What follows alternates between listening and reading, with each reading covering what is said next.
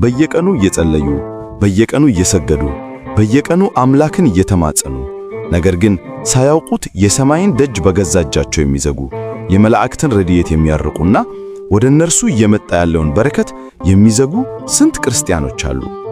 ምናልባት እርሶም ከእነዚህ ሰዎች አንዱ ሊሆኑ ይችላሉ።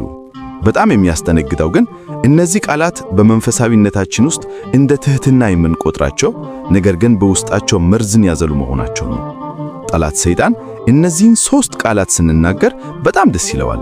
ምክንያቱም ቃላቱ ከፈጣሪ የተሰጠንን መንፈሳዊ ሥልጣን እንደሚቀማን ያውቃል። ዛሬ በጸሎታችሁ ጊዜ በፍጹም ሊወጡ የማይገቡትን እነዚያን 3 ቃላት እንነጋገራለን። ይህንን ምስጢር አስተውላችሁ ከፈጸማችሁት ከመለኮት ጋር ያላችሁ ግንኙነት ለዘላለም የጸና ይሆናል። ጸሎት በእውነት የፈተና ተራሮችን የሚነቅል ኃይል በመሆኑ የእናንተን ጸሎት ለማዳከምና ቃላችሁን ለማጣመም ሌሊትና ቀን እንደሚሠራ ማወቅ ይኖርብናል። ብዙዎቻችን ጸሎት ማለት ዝም ብሎ የለመድነውን ነገር አለማቋረጥ ይመስለናል። ነገር ግን ጸሎት ከዚያ በላይ ነው። ጸሎት መንፈሳዊ የጦር ኃይል ነው። በቅዱስ መጽሐፍ ውስጥ በዳንኤል ምዕራፍ 10 ላይ እንደምናነበው ነቢዩ ዳንኤል በጸለየው በመጀመሪያው ቀን እግዚአብሔር ሰምቶታል። ነገር ግን መልሱ ወደ እርሱ እስኪደርስ ድረስ 21 ቀናት ፈጅቷል። ለምን? ምክንያቱም በመንፈሳዊው ዓለም ትልቅ ውጊያ ስለነበረ ነው። የእናንተም ቃላት በክፍላችሁ ውስጥ ብቻ የሚቀሩ አይደሉም። በሰማያዊው ዓለም ትልቅ ክብደት አላቸው። መላእክትን ያንቀሳቅሳሉ፣ የአጋንንትን ኃይል ያናውጣሉ። ጌታችን መድኃኒታችን ኢየሱስ ክርስቶስ በማርቆስ 11 ላይ ስለዚህ እላችኋለሁ የጸለያችሁትንም የለመናችሁትን ሁሉ እንዳገኛችሁት እመኑ ይሁንላችኋል ብሎናል። እምነት ማለት ምናልባት ወይም ከሆነ የሚባል ጥርጣሬ የሌለበት ፍጹም እርግጠኝነት ነው። ሰይጣን እጅግ ተንኮለኛ ነው። እናንተ እንዳትጸልዩ በቀጥታ አይከለክላችሁም። ምክንያቱም የሚጸልይን ክርስቲያን ማቆም እንደማይችል ያውቃል። ይልቁንም መጀመሪያ እናንተን ወደ ማዳከም ነው የሚገባው። ጸሎታችሁ ኃይል እንዳይኖረው ቃላችሁን ያጣምማል። ጸሎታችሁ በእነዚህ 3 ቃላት ከታጀበም በረከትን እየሳበ ሳይሆን መከለያ ግንብ እየገነባችሁ ነው ማለት ነው። የመጀመሪያው አደገኛ ቃል ቢሆን ወይም ከሆነ። ይህ ቃል በመጀመሪያ ሲታይ መንፈሳዊና ትሑት ይመስላል። ጌታ ሆይ ፈቃድህ ቢሆን ፈውሰኝ ስንል መጽሐፍ ቅዱሳዊ መስሎ ሊታየን ይችላል። አዎ ጌታችን በጌቴሴማኔ ፈቃድህ ቢሆን ይህች ጽዋ ከእኔ ትለፍ ብሎ ጸልዮአል። ነገር ግን አስተውሉ፣ የጌታ ጸሎት የጥርጣሬ ሳይሆን የፍጹም ታዛዥነት ጸሎት ነበር። እኛ ግን ቢሆን የምንለው ለጥርጣሬያችን እንደ ምርኩሽ ተጠቅመንበት ነው። ጌታ ሆይ ብትሰማኝ፣ ብትፈውሰኝ፣ ብትረዳኝ እያልን ስንጸልይ እግዚአብሔር ሊያደርግልን እንደሚችል እርግጠኞች አይደለንም። ይህ በትህትና የተለበጠ ጥርጣሬ ነው። የሐዋርያው ያዕቆብ መልእክት ምዕራፍ 1 ላይ ነገር ግን በምንም ሳይጠራጠር በእምነት ይልመን፣ የሚጠራጠር ሰው እንደ ባህር ማዕበል በነፋስ የሚገፋና የሚታወቅ ነው። ያ ሰው ከጌታ ዘንድ አንዳች እንዲቀበል አይመስለውም ይላል። አያችሁ፣ ቢሆን የሚለው ቃል ለጠላት ክፍተት የሚሰጠው የጥርጣሬ በር ነው። እስቲ አስቡት፣ አንድ ተዋጊ ጦርነት ላይ ሆኖ ሰይፉን ዝቅ አድርጎ ማሸነፍ ካለብኝ አሸንፋለሁ ቢል ገና ሳይዋጋ ተሸንፏል ማለት ነው። ጌታችን በስሜ የምትለምኑትን ሁሉ አደርገዋለሁ ነው ያለው እንጂ ምናልባት አደርገዋለሁ አላለም።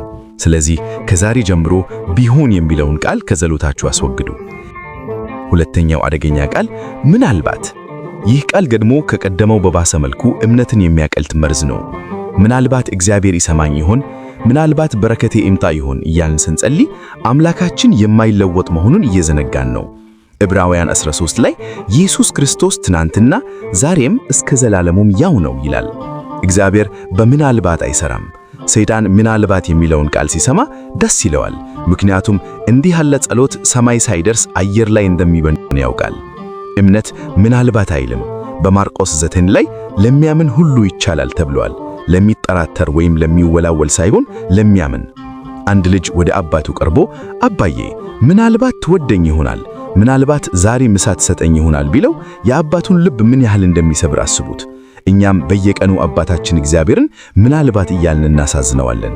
ከዛሬ ጀምሮ ጌታ ረዳቴ ነውና አልፈራም፣ እርሱ ተአማኝ ነው ብለን እንናገር። ምድር የሚንቀጠቀጠው በማይናወጥ እምነት ለሚጸልይ ክርስቲያን ነው። ሶስተኛውና እጅግ አደገኛው ቃል የማይገባኝን። ይህ ቃል ለብዙዎቻችን አስገራሚ ሊሆን ይችላል። አረ እኛ ኃጢአተኞች ነን፣ የማይገባንን ማለትስ ትሕትና አይደለም ወይ ልንል እንችላለን። በእርግጥም በቤተ ክርስቲያናችን ሥርዓት ራሳችንን ዝቅ ማድረግ ትልቅ ቦታ አለው። ነገር ግን እዚህ ጋር ማስተዋል ያለብን ትልቅ ምስጢር አለ። ራሳችንን ዝቅ ማድረግና በተስፋ መቁረጥ ራሳችንን መኮነን የተለያዩ ነገሮች ናቸው። ጌታ ሆይ እኔ ፊትህ ለመቆም የማይገባኝ ነኝ፣ ለፍቅርህ የማይገባኝ እርኩስ ነኝ እያልን በተስፋ መቁረጥ ደጋግመን ስንጸልይ ሳናውቀው የከሳሹን የሰይጣን ድምፅ እያስተጋገልን ነው። ከእግዚአብሔር ምሕረት በላይ የራሳችንን ኃጢአት ማስቀመጥ የለብንም። የዮሐንስ ራእይ ምዕራፍ 12 ላይ ሰይጣንን የወንድሞች ከሳሽ ይለዋል። ኃጢአታችንን ተናዝነን በንስሐ ታጥበን በቅዱስ ሥጋውና በክቡር ደሙ ከከበርን በኋላ አሁንም የማይገባኝ እርኩስ ነኝ ማለት የክርስቶስ መስቀልና የፈሰሰው ደም እኔን ለማንጻት አልበቃኝም እንደማለት ይሆንብናልና ትሕትናችን ከእግዚአብሔር ምሕረት መብለጥ የለበትም። ሮሜ 8 ላይ እንግዲህ በክርስቶስ ኢየሱስ ላሉት አሁን ኩነኔ የለባቸውም ይላል። የማይገባኝ ነኝ በሚለው ቃል ስር ስንሸሸግ እግዚአብሔር በልጁ መስቀል ሞትና ደም የሰጠንን የልጅነት ክብር እየገፋን ነው። አዎ በራሳችን ሥራ ብቁ አይደለንም፣ ነገር ግን በእርሱ የጸጋ ስጦታ ብቁ አድርጎናል። እግዚአብሔር የሚፈልገው በበደል ስሜት ተስፋ የቆረጠ ባሪያን ሳይሆን በደሙ የከበረና በትሕትና የሚቆም ልበ ሙሉ ልጅ ነው። አንድ ልጅ አባቱ ቤት መጥቶ አባቴ ሆይ እኔ ባሪያህ ነኝ እንጂ ልጅህ ለመባል አይገባኝም ሲል አባቱ ያለውን ማስተዋል ይኖርብናል። ልጁ ይህን ቢልም አባቱ ግን አቅፎ ስሞታል፣ ምርጥ ልብስ አልብሶታል። ስለዚህ ጸሎታችን በኀፍረትና በውርደት የተሞላ ሳይሆን የእግዚአብሔርን መዳን ሥራ በሚያከብር ምስጋና ይሁን። አባቴ ሆይ ምንም እንኳን ባይገባኝም አንተ ግን በቸርነትህ ልጅህ አደረከኝ፣ ስላከበርከኝም አመሰግንሃለሁ ብለን እንጸልይ። ያኔ የአባትና የልጅ ግንኙነታችን እየጠበቀ ይሄዳል። ታዲያ እነዚህ ሦስት ቃላት ለምን አደገኞች ሆኑ? ቢሆን ምናልባትና የማይገባኝን። እነዚህ ቃላት አጫጭርና ምንም ጉዳት የሌላቸው ሊመስሉ ይችላሉ። ነገር ግን እነዚህ ቃላት እግዚአብሔርን የምናይበትን መነጽር ያጨልሙታል። እግዚአብሔርን እንደ ሩቅ ጨካኝ ንጉሥ፣ ጸሎታችንንም እንደ ዕድል ወይም ሙከራ እንድንቆጥረው ያደርጉናል። እግዚአብሔር ጸሎታችን እንዲረዝም ወይም በከባድ ቃላት የተሞላ ሆኖ ብቻ አይፈልግም።